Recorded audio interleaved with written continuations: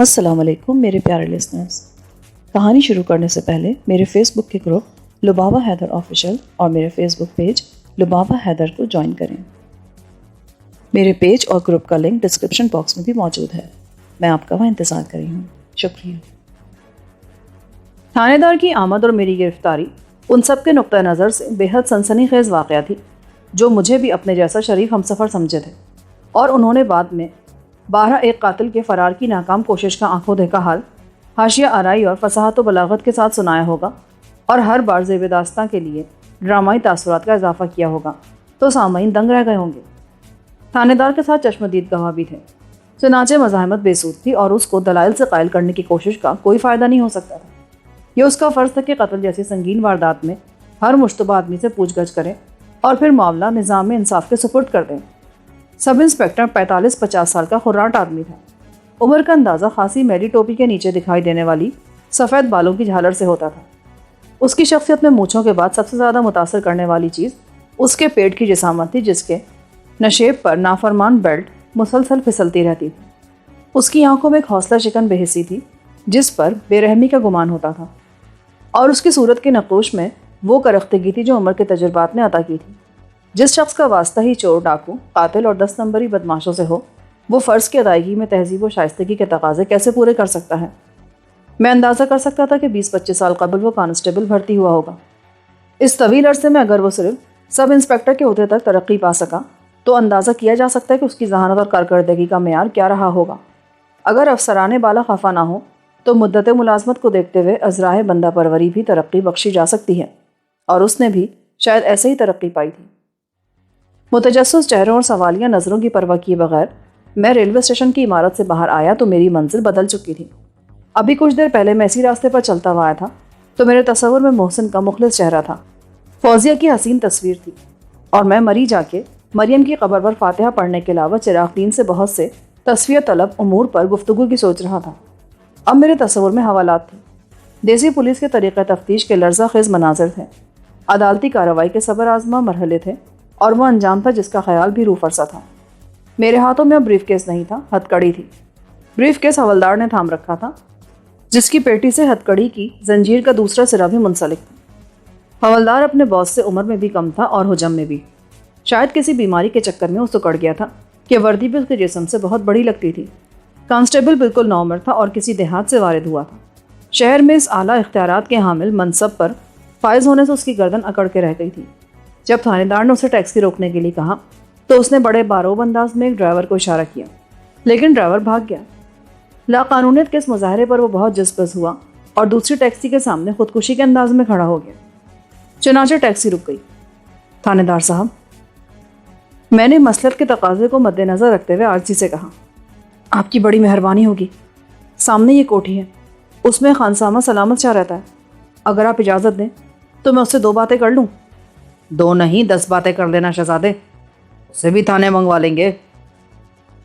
تھانے دار نے مونچھ کو بل دے کر میری طرف دیکھے بغیر کہا. مجھے خاصی مایوسی ہوئی.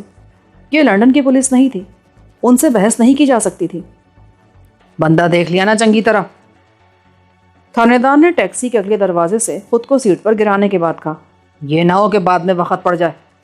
چل پتر، تو رکشہ پھڑ لے. یہ آخری جملہ 5ویں سواری یعنی ٹیکسی روکنے والے جاباز کانسٹیبل سے کہا گیا. او جی تھانے دار صاحب، غلطی کیسے ہو سکتی ہے؟ چشمدید گواہ نے یقین تامل سے کہا، اس بدماش نے تو کل رات اپنا بھی کھانا خراب کر دیا تھا. آپ دیکھ چکے جناب علی کتنی چوٹیں لگی ہیں میرے.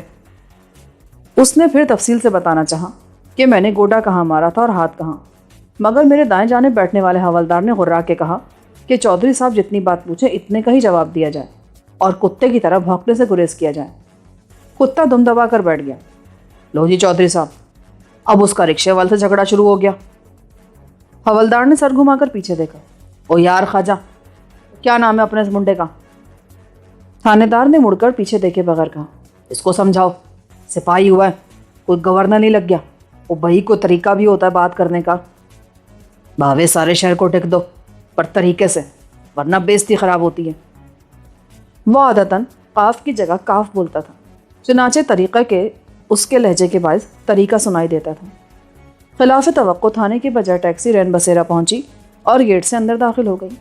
اندر پولیس کی ایک جیپ، ایک ایمبولینس اور ایک موٹر سائیکل کھڑی تھی۔ دونوں گاڑیوں کے ڈرائیور باہر کھڑے گپ لگا رہے تھے۔ 2 اور پولیس مین کوٹھی کے دائیں بائیں جانب کاہلی سے اس رسمی کارروائی کو دیکھ رہے تھے جو ان کے لیے نئی نہ تھی۔ گیٹ سے گزرتے ہوئے میں نے ٹیلی فون کا وہ تار بھی دیکھ لیا جو ٹوٹ کر باہر ہی گر گیا تھا۔ مجھے یہاں لانے کا مقصد یہی ہو سکتا تھا کہ تمام ابتدائی تفتیش جائے واردات پر ہی مکمل کی جائے اور وہاں میری موجودگی کے مزید ثبوت حاصل کیے جائیں۔ میرے اندر کودنے سے کیاری کی نرم مٹی میں بننے والے نقشے پا بالکل واضح ہو گئے۔ شاید لان پر سے ہو کے اندر جاتے ہوئے میں نے کوٹھی کے صاف فرش پر بھی قدموں کے نشان چھوڑ دیے ہوں گے۔ اس سے میرے جوتوں کا موازنہ ضروری ہوگا۔ فنگر پرنٹ تو میں نے اس خنجر کے دستے پر بھی چھوڑے تھے جو میں نے ایک حملہ آور سے چھینا تھا اور روغنی تصاویر کا کینوس پھاڑنے کے لیے استعمال کیا تھا۔ مجھے اچھی طرح یاد تھا کہ جانے سے پہلے میں نے وہ خنجر خود ہی قالین پر پھینک دیا تھا۔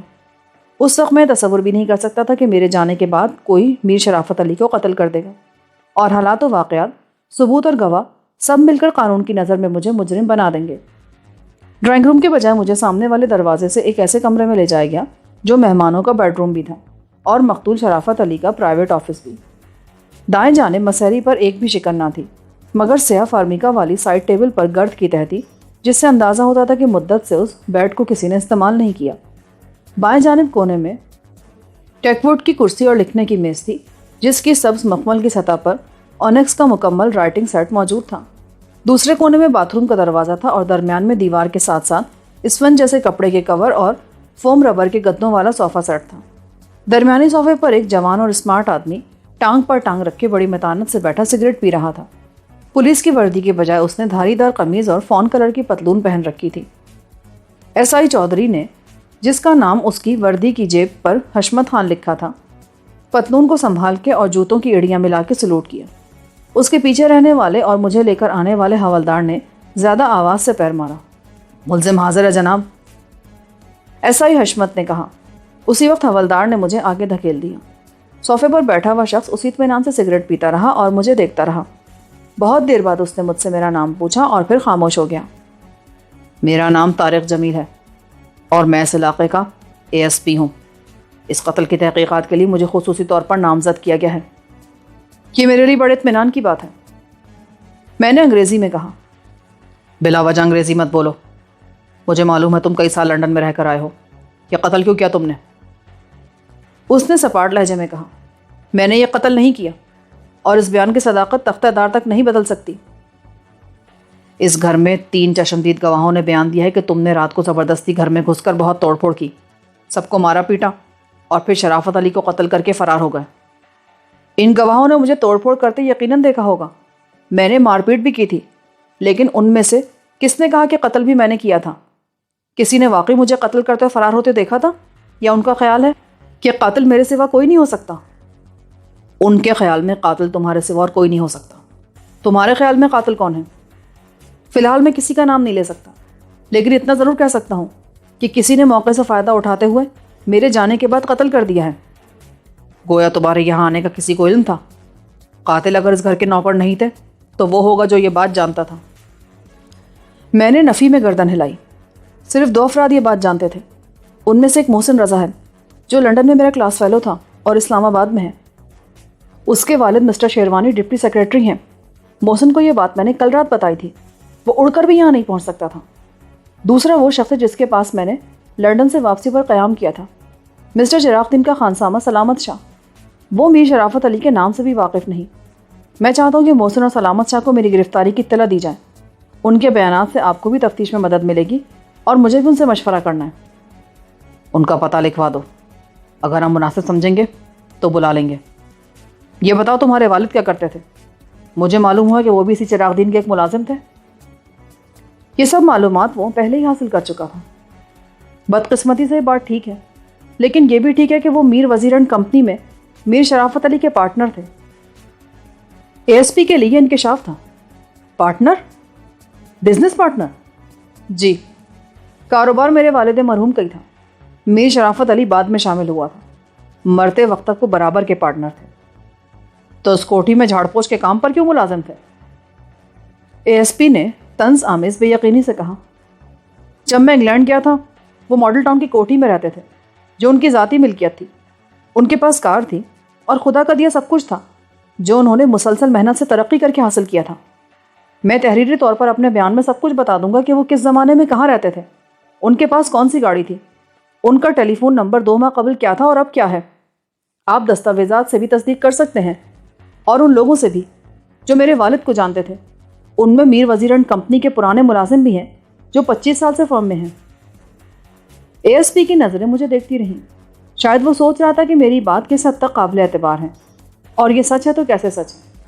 تصدیق تو کرنی پڑے گی کہ ایک فرم کے مالک اس عمر میں ایسی نوکری کیوں کر رہے تھے۔ اے ایس پی نے کہا، یہ کیا ڈرامہ ہے؟ وہ کارا کوٹھی 2 مہینے میں کیسے ختم ہو گئے؟ تم کہتے ہو کہ وہ اب بھی پارٹنر تھے۔ تمہیں کچھ اندازہ ہے کہ ان کی سالانہ آمدنی کیا تھی؟ جی، ان کا اس سال کا منافع تمام اخراجات وضع کرنے کے بعد 3.5 لاکھ روپے بنا تھا۔ مگر کتنے دکھ کی بات ہے کہ اس شخص کو گزر اوقات کے لیے گھر کی صفائی کا حقیر کام قبول کرنا پڑا۔ وہ بیماری میں خیراتی شفاخانوں سے علاج کراتا رہا۔ پر کیوں؟ کہاں گئے وہ 3.5 لاکھ؟ وہ کار کوٹھی؟ وہ مشتعل ہو رہا تھا، اور اس کی جھنجھلاہٹ سے اندازہ ہوتا تھا کہ اسے میری بات کا یقین نہیں آ رہا۔ الو بناتے ہو مجھے؟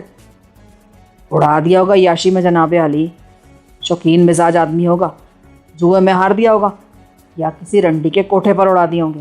بکواس بند کرو۔ میں نے سب انسپیکٹر کو غصے سے ڈانٹا۔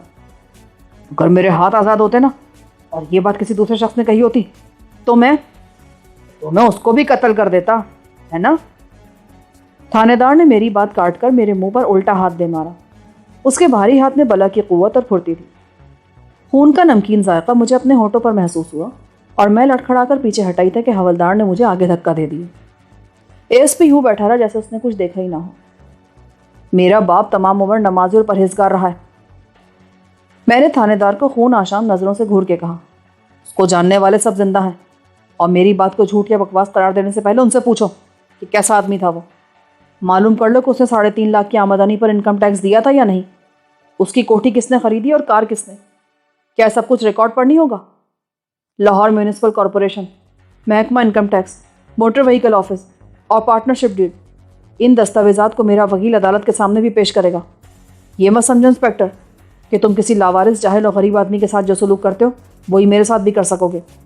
باپ کی موت کے بعد میں قانونی طور پر میر وزیر اینڈ کمپنی کا مالک ہوں، واحد مالک، کیونکہ میر شرافت جو دوسرا پارٹنر تھا وہ اب نہیں ہے۔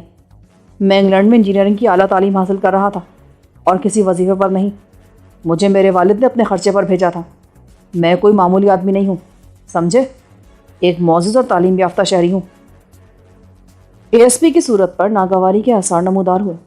اس کی آواز کم کرو، اسے بتاؤ کہ یہ ولایت نہیں ہے۔ وہ سگریٹ کو مسل کر بجھاتے ہوئے بولا۔ سب انسپیکٹر حشمت نے ادھر ادھر دیکھا اور باتھ روم کے دروازے کی طرف اشارہ کیا۔ حوالدار نے مجھے یوں دھکیلا کہ میں منہ کے بل گر گیا۔ کیا ہے یہ سب؟ تم تشدد سے اعتراف جرم کرانا چاہتے ہو؟ میں نے گھٹنوں کے بل اٹھ کر کہا۔ تمہیں اس کی جواب دہی کرنی ہوگی، عدالت میں اس بیان کی کوئی حیثیت نہیں ہے۔ انسپیکٹر حشمت اور حوالدار نے مجھے گھسیٹ لیا۔ ایک کانسٹیبل نے بڑی مستعدی سے باتھ روم کا دروازہ کھول دیا تھا۔ ایس پی صاحب، آپ کی موجودگی میں سب کچھ ہو رہا ہے، میں نے چیخ کر کہا، اور خود کو چھڑانے کے لیے حشمت کو پوری قوت سے دھکا دیا۔ وہ ڈگمگا کے دیوار سے ٹکرایا۔ مخمنی حوالدار کو میں نے یوں کھینچا جیسے انجن کسی بوگی کو کھینچتا ہے۔ پلک جھپکتے میں ہتھکڑی سمیت میں اے ایس پی کے سامنے تھا۔ ابھی مجھ پر الزام ہے، میں مجرم ثابت نہیں ہوا ہوں۔ تم نے میرا بیان تک نہیں لیا، میں تم پر کیس کر دوں گا۔ میں بڑے سے بڑا وکیل کر سکتا ہوں۔ مسٹر شیروانی میرے انکل ڈپٹی سیکرٹری ہیں۔ لیکن اس سے زیادہ بولنے کی مجھے مہلت نہ ملی۔ حشمت نے مشتعل ہو کے مجھے پیچھے سے پکڑا، اور حوالدار نے زنجیر کو جھٹکا دیا تو میں پیچھے جا گرا۔ میرا سر بیڈ کے کنارے سے لگا اور میری آنکھوں کے سامنے اندھیرا چھا گیا۔ وہ مجھے مردہ کتے کی طرح گھسیٹتے ہوئے لے گئے۔ گالیوں کی بوچھاڑ کے ساتھ میرے جسم پر حوالدار کے خشک اور لکڑی جیسے ہاتھ اور سب انسپیکٹر حشمت کے گزر جیسے ہاتھ بھی مسلسل پڑ رہے تھے۔ باتھ روم کا دروازہ بند کر کے انہوں نے ہتھکڑی سے پیچھے بندھے ہوئے ہاتھوں کو پانی کے نل سے باندھ دیا۔ اس وقت میں ہوش میں آ چکا تھا اور اس ذلت آمیز سلوک پر غصے سے پاگل ہو کے پولیس کو ان سے بڑھ کر گالیاں اور خطرناک نتائج کی دھمکیاں دے رہا تھا، لیکن وہ اس کے عادی تھے اور میں بے بس تھا۔ حوالدار نے بڑی پھرتی سے کونے میں رکھی ہوئی ٹین کی بالٹی اٹھائی اور میرے سر پر ٹوپی کی طرح الٹی رکھ دی۔ میرا منہ گردن تک بالٹی میں غائب ہو گیا۔ اب میرے چلانے کی آواز اسی بالٹی میں گونج رہی تھی۔ میرے کانوں تک بھی یوں پہنچ رہی تھی کہ خود میں دبے دبے شور میں کسی لفظ کو واضح طور پر نہیں سن سکتا تھا اور نہ ہی وہ سن سکتے تھے۔ کتے، ہمارے افسروں کے سامنے بھونکتا ہے؟ حشمت نے میرے پیٹ میں مکہ مارا۔ میں درد کی شدت سے دوہرا ہو گیا۔ دھمکی دیتا ہے کیس کرنے کی؟ اس نے چند مغالطات کا اضافہ کیا اور تابر توڑ میرے پیٹ پر مکے مارے۔ اعلان کیا کہ وہ عدالت میں لے جائے بغیر میری قبر تھانے کے احاطے میں بنا سکتے ہیں، جہاں فرش کے نیچے انگنت مردوں کے ڈھانچے ہیں۔ آج تک کسی کو معلوم نہیں کہ پولیس کے حوالات سے فرار ہو کے وہ کہاں گئے۔ ابھی تک میرا حوصلہ برقرار تھا، چنانچہ میں بالٹی کے اندر سے چیختا رہا کہ حب سے بیجا تشدد کے الزام میں ان سب کو نوکری سے ہاتھ دھونے پڑیں گے، اور ایک بے گناہ کو قتل کا مجرم بنانے کی اس کوشش، غیر قانونی کوشش کا انہیں خمیازہ جیل جا کر بھگتنا پڑے گا، وغیرہ وغیرہ۔ پھر حوالدار نے میری پتلون اتارنے کی کوشش کی اور میں نے اس کی ایک لات رسید کی۔ وہ بلبلا کے فرش پہ لڑک گیا، لیکن اس کے بعد میرے پاؤں بھی باندھ دیے گئے اور ان دونوں نے مل کر میرے کپڑے اتار لیے۔ میری ہمت جواب دینے لگی۔ اپنی حالت کے تصور نے مجھے خود اپنی ہی نظروں میں رسوا کر دیا۔ میں کوئی معزز قانون پرست شہری یا شریف آدمی نہیں تھا۔ پولیس کے لیے میں صرف ایک قاتل تھا اور کسی بھی طرح ہسٹری شیٹر بدماش کے ساتھ ہونے والے سلوک سے بہتر سلوک کا مستحق نہ تھا۔ اچانک بالٹی پر کسی ڈنڈے کی ضرب پڑی اور ٹین کی چار دیواری میں اس کا شور بم کے دھماکے سے زیادہ محسوس ہوا۔ میرے کان سائیں سائیں کرنے لگے اور میرا دماغ سن ہو گیا۔ پھر دوسری بار بالٹی پر ڈنڈا پڑا اور اس کے بعد بالٹی کوٹنے کا عمل تیز ہو گیا۔ شور سے میرا دماغ پھٹنے لگا۔ خدا کے لیے بس کرو، میں چلایا، مگر اس شور میں میری آواز دب کے رہ گئی۔ ہر ضرب بالٹی کے بجائے مجھے اپنے سر پر محسوس ہو رہی تھی اور میرے کان کے پردوں کے درد کی شدت میں اضافہ ہوتا جا رہا تھا۔ میں دیوانہ وار چیخنے لگا اور اچھلنے لگا، مگر میرے ہاتھ بہت مضبوط زنجیر کے ساتھ لوہے کے نل سے بندھے ہوئے تھے۔ اب میں ان کو خدا رسول کے واسطے دے رہا تھا، وعدہ کر رہا تھا کہ کوئی بدتمیزی نہیں کروں گا، ان کی ہر بات مانوں گا اور کوئی دھمکی نہیں دوں گا، لیکن وہ ایک نہیں سن رہے تھے۔ مجھے یقین تھا کہ بہت جلد میرے دماغ کی کوئی رگ پھٹ جائے گی اور وہ واقعی مجھے تھانے کا فرش کھود کے گاڑ دیں گے۔ ابھی تک ریل کار میں جانے والے مسافروں کے سوا کسی کو میری گرفتاری کا علم نہیں تھا۔ یہاں جو کچھ ہو رہا اس کے گواہ صرف 4 افراد ہیں، ایک ASP، ایک سب انسپیکٹر، ایک حوالدار اور ایک کانسٹیبل۔ محسن یا سلامت شاہ کو کچھ خبر نہیں۔ یکلخت وہ شور تھم گیا۔ میں نے محسوس کیا کہ میرا سارا جسم لرز رہا ہے اور میں اپنے پیروں پر سیدھا کھڑا نہیں رہ سکتا۔ میں نیچے گر گیا، لیکن زنجیر سے بندھے ہوئے ہاتھوں کے باعث میں فرش پر نہیں لیٹا تھا، بلکہ سر جھکا رکوع کی حالت میں جھول رہا تھا۔ اعصاب پر دماغ کا کنٹرول ختم ہو جانے کے باعث میرے لبوں سے ٹوٹے پھوٹے مبہم الفاظ رک رک کر یوں نکل رہے تھے جیسے میری زبان پر فالج کا اثر ہو۔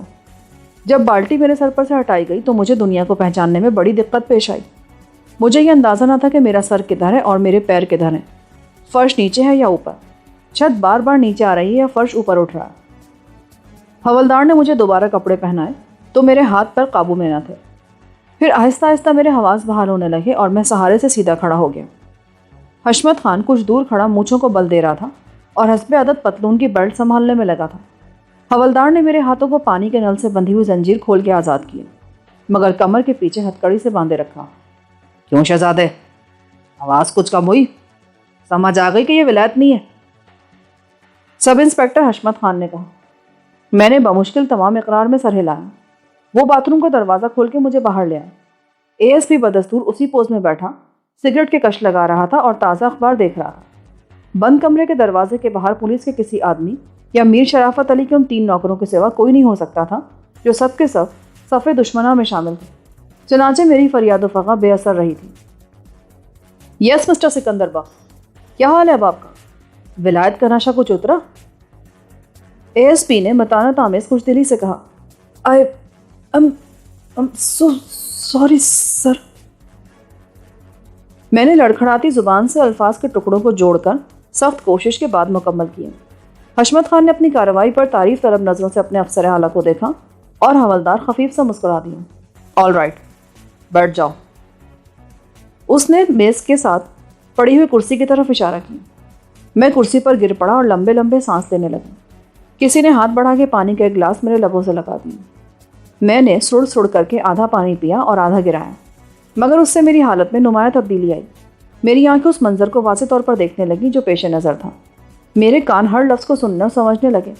میرے ذہن نے صورتحال کی سنگینی کو قبول کرنا شروع کیا اور مجھ پر یہ حقیقت روز روشن کی طرح عیاں ہونے لگی کہ میں برطانوی پولیس کی تحویل میں نہیں ہوں اور یہاں کا قانون جو کتابوں میں لکھا ہے مجھے کوئی تحفظ فراہم نہیں کر سکتا، کیونکہ ہم ذہنی طور پر اب بھی آزاد نہیں اور دھن دھاندلی یا دھوس کے حربے قانون کی بے بسی کا آج بھی مذاق اڑاتے ہیں۔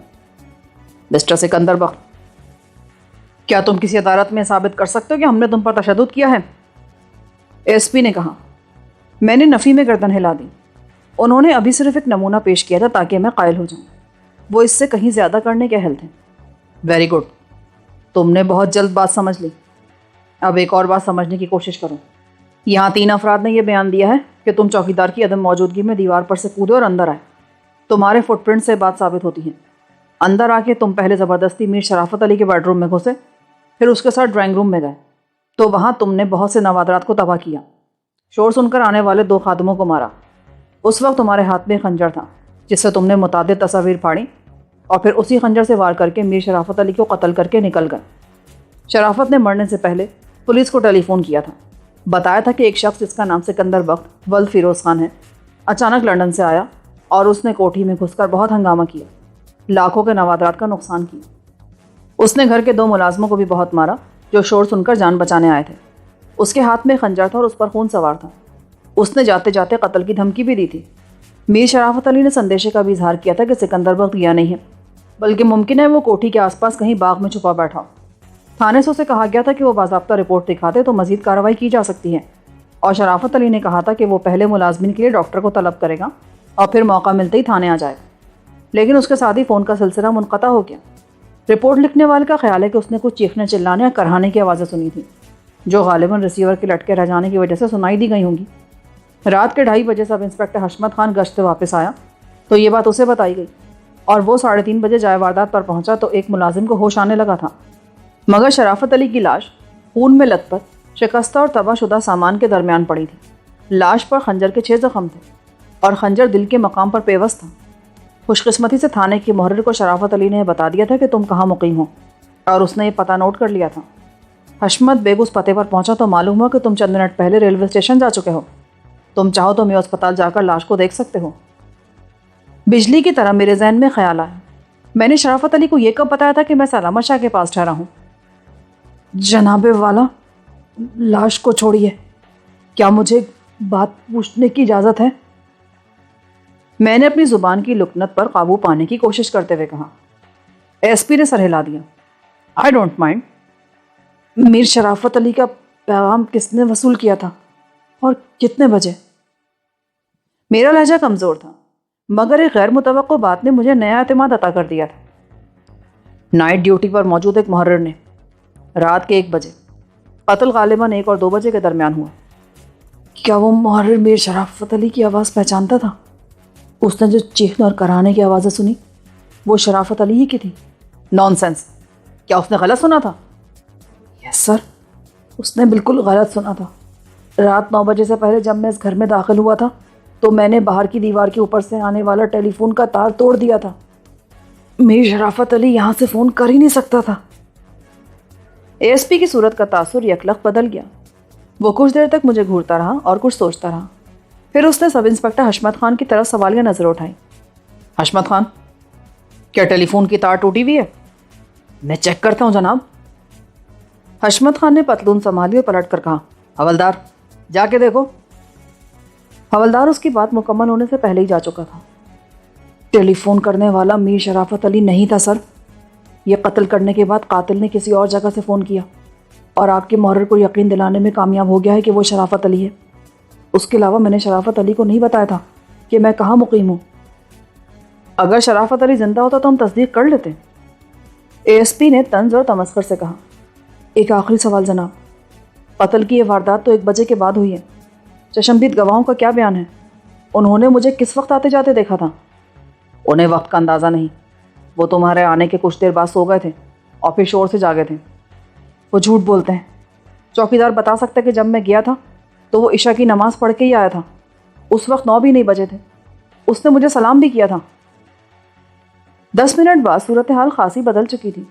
چوکیدار نے تصدیق کر دی کہ میں 9 بجے کے قریب کوٹھی کے گیٹ سے باہر نکل گیا تھا۔ اس نے مجھے ایک ٹیکسی ڈرائیور سے بات کرتے بھی دیکھا تھا، لیکن میں اس ٹیکسی میں بیٹھا نہیں تھا۔ سب انسپکٹر کے سوال پر اس نے تسلیم کیا کہ میری چوری چھپے کوٹھی میں کسی اور سم سے کود جانے کے امکانات کو بعیدست قیاس نہیں سمجھا جا سکتا، اور یہ بھی ہو سکتا ہے کہ میرا اعلانیہ گیٹ سے باہر جانا اور ٹیکسی ڈرائیور سے بات کرنا محض ڈرامہ ہو۔ تاہم حوالدار کی رپورٹ نے اے ایس پی کو مزید الجھن میں ڈال دیا۔ ٹیلی فون کی لائن ایک ایسی جگہ سے ٹوٹی تھی کہ تار کا وہ حصہ جو کوٹھی کے اندر لان پر سے اور درختوں میں سے گزرتا تھا اب بھی سلامت نظر آتا تھا۔ اس کو کسی درخت کی شاخ نے گرنے نہیں دیا تھا۔ نسبتاً چھوٹا حصہ دیوار کے باہر پول کے ساتھ لٹکا ہوا تھا۔ میرے نقش قدم دیکھنے والوں کو دیوار کے اوپر تار کے عدم موجودگی کا احساس نہیں ہو سکا تھا، اور چونکہ کسی نے بعد میں ٹیلی فون بھی استعمال نہیں کیا اس لیے اب تک یہ بات کسی کو معلوم نہ تھی۔ اے ایس پی نے اس کے باوجود یقین نہیں کیا کہ ٹیلی فون لائن 9 بجے سے پہلے کٹ چکی تھی۔ اگر میرا گھوم پھر کے دوبارہ کوٹھی میں داخل ہو جانا ممکن تھا تو کیا یہ فرض نہیں کیا جا سکتا کہ جیسے ہی میر شرافت علی پولیس کو فون کر کے فارغ ہوا میں نے اسے قتل کر دیا اور جاتے جاتے ٹیلی فون کا تار کاٹ دیا؟ قتل تم نے اس وقت کیا جب تم پھر چپکے سے اندر آئے تھے، وہ بولا۔ میں نے ہمت نہیں ہاری۔ ابھی ایک گواہ باقی ہے سر، چراغ دین کا خانسامہ سلامت شاہ۔ وہ آپ کو بتا سکتا ہے کہ میں کس وقت اس کے کوارٹر میں پہنچا تھا۔ ہم نے کھانا ایک ساتھ کھایا تھا۔ یہ سب بعد میں ہوتا رہے گا، فی الحال ہمارے پاس تمہیں گرفتار رکھنے کی معقول وجوہات موجود ہیں۔ گواہوں کے بیانات کے علاوہ خود تمہارے بیان سے اندازہ ہوتا ہے کہ میر شرافت علی کے مر جانے سے تم پورے کاروبار کے مالک بن گئے ہو۔ اگر وہ زندہ رہتا تو تم پارٹنر ہوتے۔ تم خود اعتراف کر چکے ہو کہ تم نے توڑ پھوڑ کی اور مار پیٹ بھی۔ اس کی وجہ کچھ اور ہے جناب۔ میں میر شرافت علی کو سزا دینا چاہتا تھا۔